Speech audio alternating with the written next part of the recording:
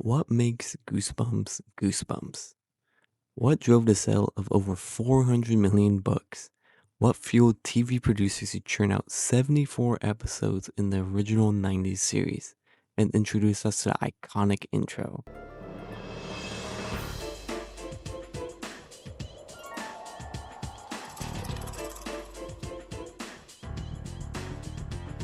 That intro will always hold a special place in my heart. But in general, Goosebumps has been one of the most influential horror IPOs in the horror genre. It got millions of kids to get into reading, and it showed kids that reading is cool. It had a way to get your nerves racing, to feel the heartbeat in your chest, glued to every word on the page, to feel the shiver down your spine, and the sensation of, dare I say, goosebumps.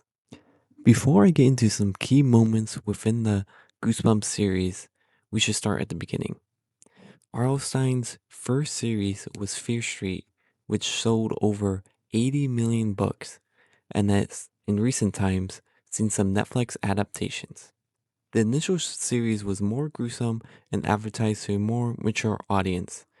This is when both his wife and his publisher approached him with the idea to write a series for a younger audience.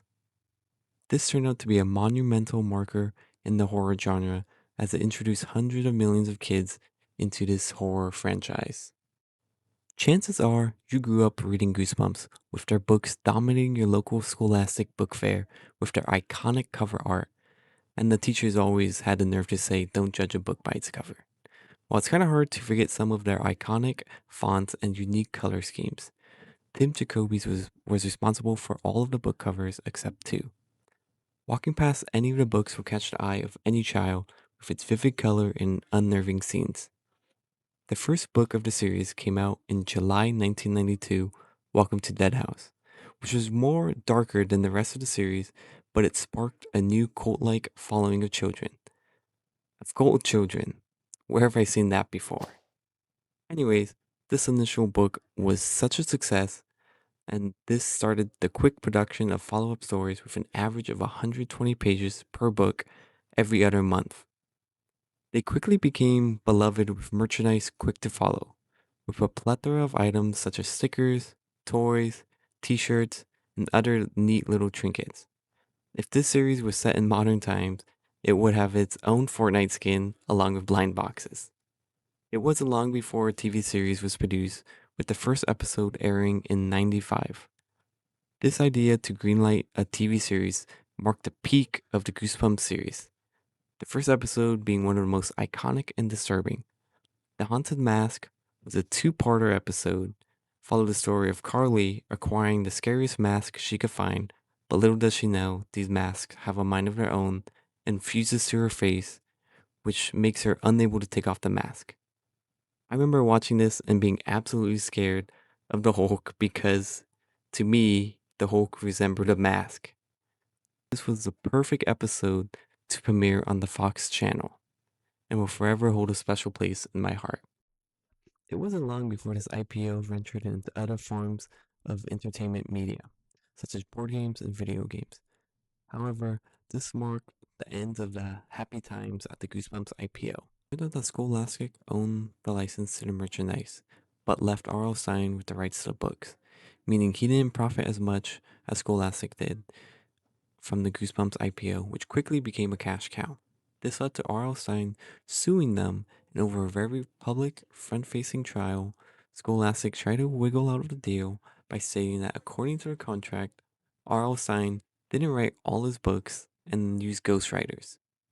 However, Stein rebutted, saying that he had some assistance in his endeavors and he was able to win $9.5 million out of the lawsuit.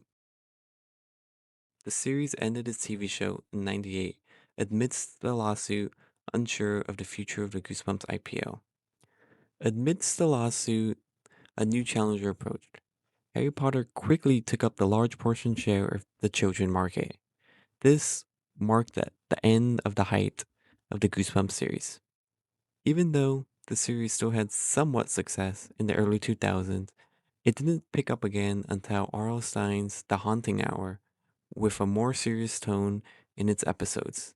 but was still geared towards young adolescents, with the first episode airing in 2010 and the last season airing in 2014. A year later, the Goosebumps movie starring Jack Black and Dylan Minnette, yes, the Nacho Libre and the star of 13 Reasons Why, came together in this family movie, more geared towards the humor of Goosebumps rather than the scariness.